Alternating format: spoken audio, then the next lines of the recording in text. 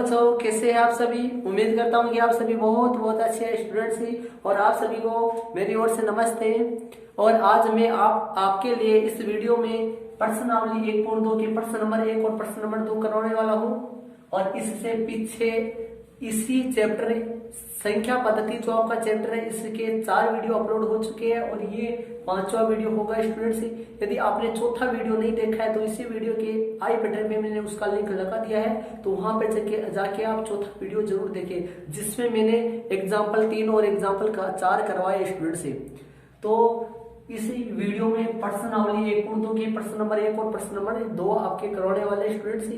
तो वीडियो बहुत ही अच्छा वीडियो बनने वाला है स्टूडेंट से, बहुत ही आपके जबरदस्त वीडियो बनने वाला है। आप ध्यान पूर्वक वीडियो को सुने। इसके साथ ही स्टूडेंट से अपना वीडियो अपन स्टार्ट करते हैं।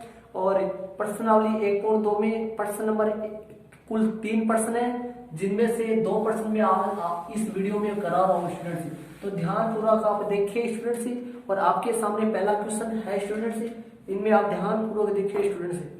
तो आपके सामने पहला क्वेश्चन है, नीचे दिए गए कथन सत्य है या असत्य है, कारण के साथ अपने उत्तर दीजिए। सत्य है असत्य बताना है और उनका कारण बताना है कि सत्य है तो क्यों सत्य है और असत्य है तो क्यों असत्य है। तो स्टूडेंट्स ध्यान पूर्वक देखिए आप। पहला क्वेश्चन है, इसमें प्रश्नावली 1.2 है स्टूडेंट्स। 1.2 के प्रश्न स्टार्ट कर रहा हूं मैं। 1.2 और 1.2 में कुल 3 प्रश्न है स्टूडेंट से। तो ध्यान प्रश्न नंबर 1 करवाते हैं और प्रश्न नंबर 1 में कुल 3 प्रश्न है स्टूडेंट से। पहला क्वेश्चन आपके सामने है, सत्य असत्य बताना है और कारण बताना है। तो चलिए पहला क्वेश्चन देखो। प्रत्येक अपरिमेय संख्या एक वास्तविक संख्या होती है। प्रत्येक अपरिमेय संख्या एक वास्तविक संख्या होती है। तो स्टूडेंट्स ध्यान पूर्वक आप बोर्ड पे देखिए। देखो मैं बता दूं, देखो सबसे पहले बात करता हूं मैं परिमेय संख्या की। परिमेय संख्याएं और प्लस अपरिमेय संख्याएं। परिमेय संख्याएं प्लस अपरिमेय संख्याएं। यदि इन दोनों संख्याओं को अपन मिला दिया जाए स्टूडेंट्स, इन दोनों संख्याओं को अपन मिला दे तो मिलाने पर जो बनने वाली संख्या है वो वास्तविक संख्या कहलाती है। कौन सी संख्या कहलाती है स्टूडेंट्स? वास्तविक संख्या कहलाती है। तो इसमें आपको ये बताया गया कि परिमेय और अपरिमेय के समूह से बनने वाली सभी संख्याओं को वास्तविक संख्याएं कहते हैं। कि सभी की सभी परिमेय संख्याएं और सभी की सभी अपरिमेय संख्याएं यदि मिल जाती है तो सभी परिमेय और सभी अपरिमेय संख्याओं के संग्रह को ही अपन वास्तविक संख्याएं कहते हैं स्टूडेंट से।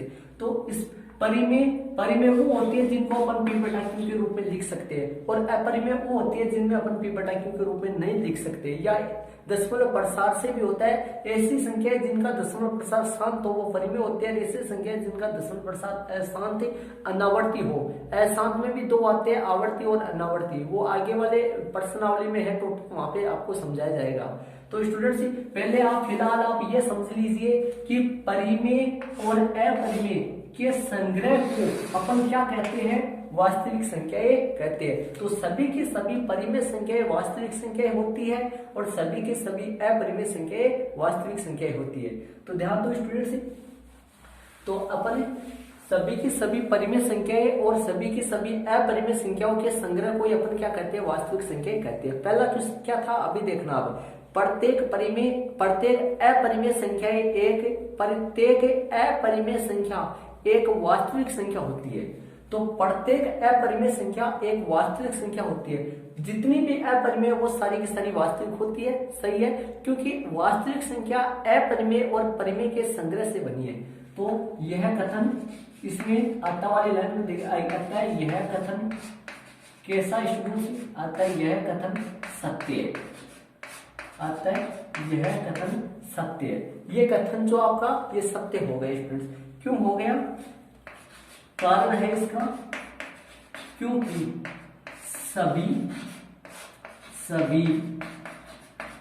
सभी परिमेय और अपरिमेय, सभी परिमेय और अपरिमेय, सभी परिमेय और अपरिमेय संख्याओं के संग्रह संख्याओं के संग्रह, मतलब सभी की सभी परिमेय और सभी अपरिमेय संख्याओं के संग्रह को ही अपने संग्रह से ही वास्तविक संख्याएं बनती है, वास्तविक संख्याएं बनती है। सभी की सभी परिमेय और सभी की सभी अपरिमेय संख्याओं के संग्रह से ही वास्तविक संख्याएं बनती है स्टूडेंट्स। इसमें यह है कि सभी के सभी परिमेय और सभी के सभी अपरिमेय जो संख्याएं हैं उनके संग्रह से ही वास्तविक संख्याएं बनती है। तो सभी की सभी परिमेय संख्याएं भी वास्तविक संख्याएं होती है और सभी की सभी अपरिमेय संख्याएं भी वास्तविक संख्याएं होती है। तो यह कथन क्या हो गया आपका सत्य है। और यदि इसी का उल्टा कथन आ जाता कि वो असत्य होता है स्टूडेंट्स, कैसा होता है? असत्य होता। तो इसी में दूसरा देखना क्या है, आपके सामने क्वेश्चन है, संख्या रेखा का प्रत्येक बिंदु रूट m के रूप का होता है। संख्या रेखा का प्रत्येक बिंदु रूट m के रूप का होता है और जहां m एक प्राकृत संख्या है, जहां m एक कैसी है? प्राकृत संख्या है। तो स्टूडेंट्स यह कथन आपका क्या है? असत्य है। क्यों? मैं आपको बता देता हूं, ध्यानपूर्वक देखना। आता है यह कथन कैसा है आपका? असत्य।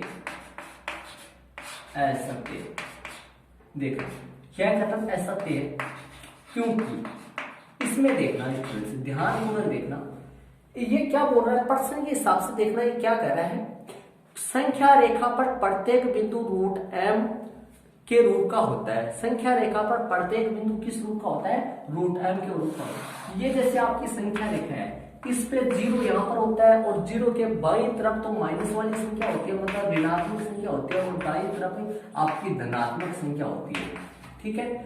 और ये क्या बोल रहा है? संख्या रेखा पर प्रत्येक बिंदु रूट m के रूप का होता है। मतलब जैसे मैं रूट m ले लूं, ये ले लिया मैंने, और m यहाँ क्या है? m यहाँ पर कैसी संख्या है स्टूडेंट? m यहाँ पर प्राकृत संख्या है। कैसी संख्या है? m प्राकृत संख्या है। तो प्राकृत संख्या है तो m के मान क्या क्या ले सकते हैं? 1 2 3 4 5, ये m के मान अपन ले सकते हैं। मतलब 1 से लेकर अनंत तक संख्या अपन ले सकते हैं। अब ऐसे बोल रहे हैं कि संख्या रेखा पर रूट m संख्या प्रश्न में क्या बोल रहा है? संख्या रेखा का प्रत्येक बिंदु रूट m के रूप का होता है। देखो संख्या रेखा का प्रत्येक बिंदु रूट m के रूप का होता है। देखो m का मान जैसे मान लो कि यहाँ पर मैं 1 रख दो, रूट 1 रख दो तो 1 आ जाता है। m का मान रूट 4 रख दो तो 2 आ जाता है। सही है, प्राकृत संख्या याद है। रूट m का मान मान लो रूट 9 रख दो तो 3 आ जाता है। कितना आ जाता है? 3 आ जाता है। लेकिन यदि यहाँ पर m का मान मान लो प्राकृत संख्या में मान लो यहाँ पर मैं 8 ले लूं, यहाँ पर मैं 8 ले लूं तो 8 का पूर्ण प्राकृत संख्या मान नहीं आता है। मतलब कि 1 लेने से, 4 लेने से, 9 लेने से, यदि m का मान प्राकृत संख्या ये लेने से तो इनका वर्गमूल 1 2 3 ये संभव है। 1 2 3 प्राकृत संख्या पर है, ये तो है। लेकिन यदि मान लो मैं रूट 2 ले लूं तो 1.41 इसका मान होता है। कितना होता है? 1.41 इसका मान होता है। ये 1.41 जो है ये प्राकृत संख्या नहीं हो सकती। मतलब 1.41 का प्राकृत संख्या संभव नहीं है होना स्टूडेंट्स। तो इसमें क्या है कि यदि अपन पूर्ण संख्या लेते हैं, जो पूर्ण संख्या है वो लेते हैं तो उनका वर्गमूल तो प्राकृत संख्या होती है। लेकिन जैसे 2 लेते हैं, 3 लेते हैं, 5 लेते हैं, उनका वर्गमूल तो पॉइंटों में होता है, और पॉइंटों में होता है तो ये प्राकृत संख्या ये नहीं हो सकती। तो कहने का मतलब कि संख्या रेखा पर तो पूर्ण संख्या ही होती है, दशमलव की संख्या रेखा पर नहीं होती। तो m का मान पूर्ण संख्या लेने पर तो रूट m का मान पूर्ण संख्या ले तो उनका वर्गमूल प्राकृत संख्या आती है। लेकिन यदि अपन m का मान सभी संख्या ले, कोई भी संख्या ले ले एनीवन, तो सभी के लिए प्राकृत संख्या नहीं आती है। तो ये सभी के लिए असत्य है कि जैसे पूर्ण वर्ग संख्या ले ले तो वहां तो सही है ये बात, लेकिन पूर्ण वर्ग के अलावा अपन सभी संख्या ले तो सभी संख्या में सभी संख्याओं का वर्गमूल प्राकृत संख्या नहीं होती है। जैसे 2 का वर्गमूल 1.41 होता है जो प्राकृत संख्या नहीं होती है, 3 का 1.73 होता है जो प्राकृत संख्या नहीं होती है, 4 का होता है, फिर 5 का नहीं होता, 6 का नहीं होता, 7 का नहीं होता, 8 का नहीं होता, 9 का। तो ये अगला ये बोल रहा है कि में कोई भी संख्या ले लो और उसका वर्गमूल सदैव क्या होगा, प्राकृत संख्या होती है। तो ऐसा नहीं हो सकता है स्टूडेंट्स, कोई भी मान लेने से प्राकृत संख्या नहीं हो सकती, क्योंकि प्राकृत संख्या दशमलव वाली संख्या नहीं हो सकती। तो इसमें कारण लिख देंगे, क्योंकि इसका कारण लिख देंगे कोई भी ऋण संख्या,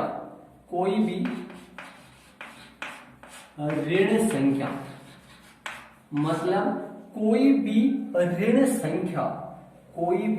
ऋण संख्या किसी प्राकृत संख्या का, कोई भी ऋण संख्या किसी प्राकृत संख्या का क्या नहीं हो सकता, किसी प्राकृत संख्या का वर्गमूल नहीं हो सकती। मतलब क्योंकि कोई भी ऋण संख्या, मतलब कि कोई भी माइनस की संख्या किसी प्राकृत संख्या का वर्गमूल नहीं हो सकती। कोई भी ऋण संख्या किसी प्राकृत संख्या जो है उसका वर्गमूल नहीं हो सकती स्टूडेंट्स। तो इसी के बाद में इसका तीसरा आपके सामने आता है स्टूडेंट्स, तीसरा आप ध्यान से देख लीजिए, इसी में तीसरा लास्ट है, ध्यानपूर्वक देखना। प्रत्येक वास्तविक संख्या एक अपरिमेय संख्या होती है, उसी का उल्टा आ गया पहले का। प्रत्येक वास्तविक संख्या, देखो यहां पर क्या आया था कि पहला वाला क्या था, पहला वाला क्वेश्चन देखो, प्रत्येक अपरिमेय संख्या एक वास्तविक संख्या होती है। तो सभी की सभी अपरिमेय संख्या वो तो वास्तविक होती है स्टूडेंट्स, सभी की सभी अपरिमेय संख्या वो तो वास्तविक होती है। लेकिन तीसरा क्या है, प्रत्येक वास्तविक संख्या अपरिमेय नहीं होती है। देखो अतः यह कथन असत्य है,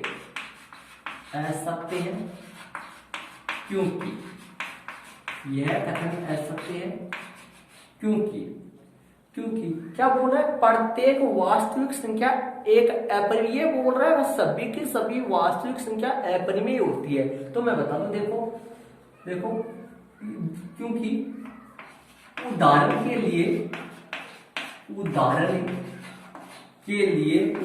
लिए देखिए अपन, तो 2 एक वास्तविक संख्या है, 2 एक कैसे संख्या स्टूडेंट, वास्तविक संख्या है,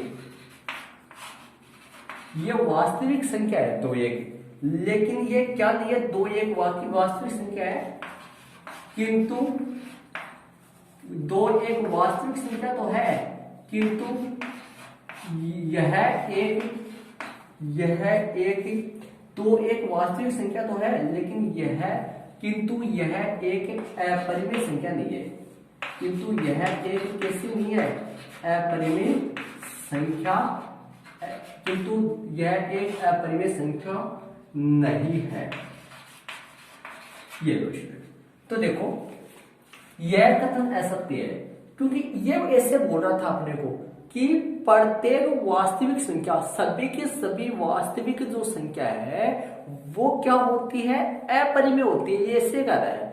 लेकिन मैंने एक एग्जांपल ऐसा दे दिया जिसमें 2 एक वास्तविक संख्या तो है, लेकिन ये 2 क्या नहीं होती, अपरिमेय नहीं होती। तो सभी की सभी जो वास्तविक संख्या है वो अपरिमेय नहीं होती, हाँ कुछ तो होती है, लेकिन सभी के सभी वास्तविक संख्या एक अपरिमेय संख्या नहीं हो सकती है। तो देखो 2 एक वास्तविक संख्या है, लेकिन ये क्या नहीं हो सकती, अपरिमेय नहीं हो सकती। तो यह कथन क्या हुआ, असत्य हुआ।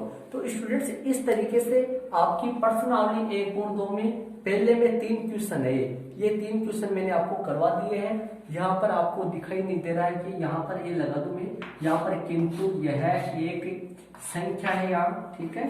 इस तरीके से आप एग्जिट हो गया, आपका पहला क्वेश्चन आपका कंप्लीट हो चुका है स्टूडेंट्स। इसी के बाद में इसी प्रश्नावली का दूसरा प्रश्न देखना है स्टूडेंट्स, इसी प्रश्नावली का दूसरा क्वेश्चन आप देखना है स्टूडेंट्स। प्रश्न नंबर दूसरा करेंगे स्टूडेंट्स से, और प्रश्न नंबर दूसरा करने से पहले आपके सामने 4 पंक्तियां आ रही है, इन पंक्तियों को आप ध्यानपूर्वक देखिए स्टूडेंट्स, ध्यानपूर्वक सुने स्टूडेंट्स, आप ध्यान से सुने। बैठे बैठे जिंदगी बर्बाद न कीजिए, ध्यान से सुने स्टूडेंट्स, बैठे बैठे जिंदगी बर्बाद न कीजिए, जिंदगी मिलती है कुछ कर दिखाने के लिए, रोके अगर आसमान हमारे रास्ते को, रोके अगर आसमान हमारे रास्ते को, तो तैयार हो जाओ आसमान झुकाने के लिए, तो तैयार हो जाओ स्टूडेंट्स आसमान झुकाने के लिए। अपन ऐसा जबरदस्त तैयारी कर लेंगे स्टूडेंट्स, ऐसी तैयारी करेंगे इनके माध्यम से, ऐसी तैयारी कर लेंगे कि अपन आसमान झुकाने के लिए तैयार हो जाएंगे स्टूडेंट्स, आसमान झुकने के लिए मजबूर हो जाएगा। इसमें यह है स्टूडेंट्स कि अपने मेहनत करने में कभी भी आपको कमी नहीं छोड़नी चाहिए, और पढ़ने में कभी भी पीछे नहीं हटना चाहिए स्टूडेंट्स आपको।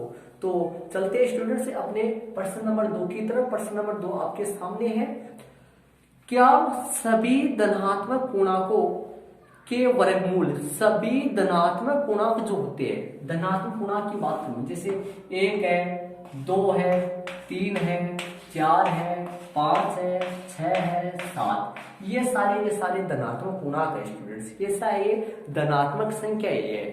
देखो पूर्णांक में 3 होते हैं, धनात्मक पूर्णांक और ऋणात्मक पूर्णांक और शून्य। तो ये किसकी बात कर रहा है, यहाँ धनात्मक पूर्णांक की बात कर रहा है।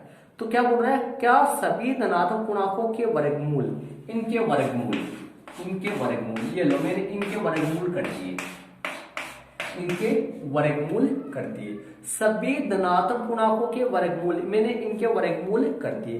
क्या होता है प्रश्न में ध्यान से देखना, क्या सभी धनात्मक पूर्णांकों के वर्गमूल अपरिमेय होता है, अपने से पूछ रहा है कि क्या सभी धनात्मक पूर्णांकों के जो वर्गमूल है वो अपरिमेय होते हैं क्या।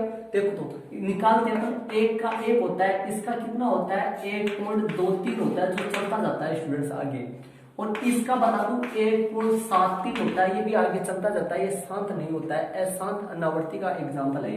और 4 का 2 होता है, और 5 का 2.23 होता है। देखो तो स्टूडेंट्स मैंने धनात्मक पूर्णांक लिए, और सभी के सभी, ये ऐसे पूछ रहा है क्या सभी के सभी धनात्मक पूर्णांकों का वर्गमूल एक अपरिमेय संख्या होती है, ये अपने से ये पूछ रहा है। तो यहाँ देखो ये तो परिमेय होती है, देखो √1 जो लिया, √1 का वर्गमूल तो होता है परिमेय, और √2 का वर्गमूल अपरिमेय होता है, √3 का भी अपरिमेय होता है, √4 का परिमेय होता है, √5 का अपरिमेय होता है। इस तरीके से कुछ धनात्मक पूर्णांक संख्याएं तो ऐसी है जिनका वर्गमूल परिमेय होता है, और कुछ धनात्मक पूर्णांक संख्याएं ऐसी है जिनका वर्गमूल अपरिमेय होता है। मतलब कुछ का वर्गमूल तो परिमेय होता है और कुछ का वर्गमूल अपरिमेय होता है। तो स्टूडेंट्स इसमें आपको ये अपने से ये पूछ रहा है कि क्या सभी धनात्मक पूर्णांकों के वर्गमूल, सभी धनात्मक पूर्णांकों के वर्गमूल अपरिमेय होते हैं क्या।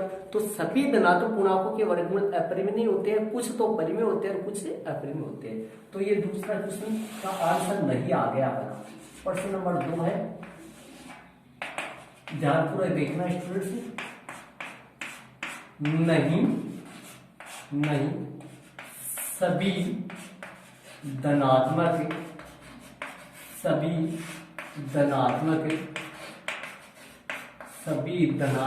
पूर्णांकों का वर्गमूल, सभी धनात्मक पूर्णांकों का वर्गमूल, सभी धनात्मक पूर्णांकों का वर्गमूल, सभी धनात्मक जो पूर्णांक है उनका वर्गमूल अपरिमेय नहीं होते हैं, मतलब सभी धनात्मक पूर्णांकों के वर्गमूल जो है वो अपरिमेय नहीं होते हैं। सभी धनात्मक पूर्णांकों के वर्गमूल अपरिमेय नहीं होते हैं, कुछ के परिमेय होते हैं, कुछ अपरिमेय होते हैं। जैसे उदाहरण के लिए जैसे एक अगला उदाहरण मांग रहा है आपसे, उदाहरण मांग रहा है क्वेश्चन में, उदाहरण के लिए अपन लिख देते हैं। उदाहरण के लिए जैसे उदाहरण के लिए अपन लेते हैं, उदाहरण के लिए ऐसा धनात्मक पूर्णांक, उदाहरण के लिए ऐसा धनात्मक पूर्णांक 4 है। ऐसा धनात्मक पूर्णांक कौन सा ले लिया मैंने? 4 है। अब इसका वर्गमूल करते हैं, देखते हैं परिमेय आता है अपरिमेय आता है। जिसका वर्गमूल 4 है, जिसका वर्गमूल क्या भाई? जिसका वर्गमूल 2 है, जिसका वर्गमूल 2 एक क्या है? जिसका वर्गमूल 2 एक परिमेय संख्या है। जिसका वर्गमूल 2 एक क्या है? परिमेय संख्या है। जिसका वर्गमूल 2 एक परिमेय संख्या है। ये जिसका वर्गमूल 2 एक क्या है? परिमेय संख्या है। देखो सभी के सभी धनात्मक पूर्णांक एक अपरिमेय होते हैं क्या? इससे पूछा अपने से, तो नहीं। सभी धनात्मक पूर्णांकों का सभी धनात्मक पूर्णांकों का वर्गमूल एक अपरिमेय नहीं होते हैं। सभी के सभी जो धनात्मक पूर्णांक है उनका वर्गमूल अपरिमेय नहीं होते हैं। उदाहरण के लिए ऐसा धनात्मक पूर्णांक 4 है जिसका वर्गमूल अपरिमेय नहीं होता है। कैसा होता है? जिसका वर्गमूल 2 होता है, और 2 आप जानते हैं कि क्या हो गया? तो परिमेय हो गया। मतलब 2 एक परिमेय संख्या है, अपरिमेय संख्या नहीं है। तो ये क्या बोल रहा था कि सभी के सभी धनात्मक जो पूर्णांक है, सभी के सभी जो धनात्मक पूर्णांक है वो अपरिमेय होते हैं। नहीं, सभी के सभी धनात्मक पूर्णांकों का जो वर्गमूल, सभी के सभी धनात्मक पूर्णांकों का वर्गमूल अपरिमेय नहीं होता है। कुछ धनात्मक पूर्णांकों का वर्गमूल तो परिमेय होता है और कुछ धनात्मक पूर्णांकों का वर्गमूल अपरिमेय होता है। तो स्टूडेंट्स, इस वीडियो में मैंने आपको प्रश्नावली 1.2 के प्रश्न नंबर 1 और प्रश्न नंबर 2 करवा दिया है, और इसके अगले वाले वीडियो में मैं प्रश्न नंबर आपको 3 करवा दूंगा। और प्रश्नावली 1.2 में आपके कुल 3 ही क्वेश्चन है, जो ये तीसरा क्वेश्चन मैं आपको अगले वाले वीडियो में करवा दूंगा। क्योंकि ये तीसरा क्वेश्चन इनसे थोड़ा अलग है। ये आप प्रकार और पेंसिल से, स्केल वगैरह से होने वाला सवाल है, जो मैं आपको अगले वाले वीडियो में सेंड कर दूंगा स्टूडेंट्स। और इसी के साथ ही स्टूडेंट्स, आपको ये जो ये क्लास अपनी है ये कैसे लगी इसके लिए कमेंट्स करिए। और यदि आप नए हो, अभी तक चैनल को सब्सक्राइब नहीं किया है, तो चैनल को सब्सक्राइब जरूर से कर लेना। क्योंकि जो नया वीडियो अपलोड होता है उसकी सूचना आपको सबसे पहले आपको प्राप्त हो जाएगी जब आप चैनल को सब्सक्राइब कर लोगे तब। तो ओके स्टूडेंट्स, चैनल को सब्सक्राइब जरूर से करना। और मिलते हैं अगले वाले वीडियो के साथ। जब तक के लिए थैंक्स स्टूडेंट्स।